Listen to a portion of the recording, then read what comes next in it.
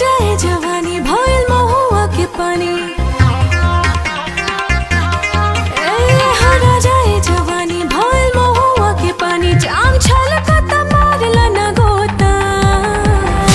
feeling बड़ी होता उड़ाला दिल के तोता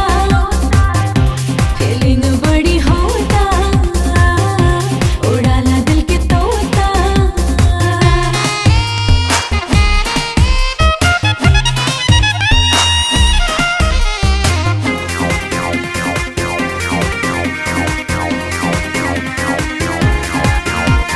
ब्यूटी में हमरा तू ताको पिया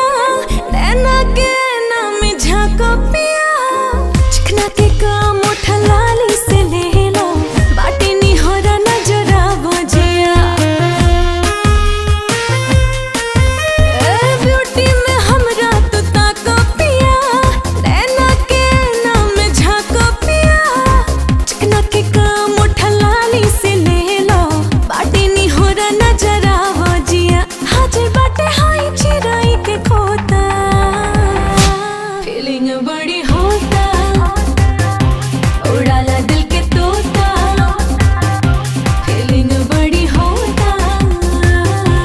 उड़ाला दिल के तोता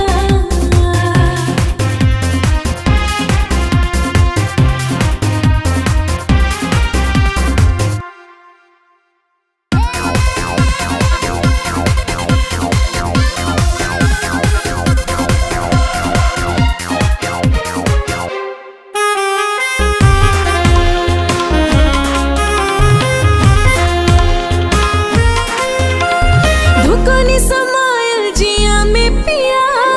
बरे लते जैसे जरे दिया बहिया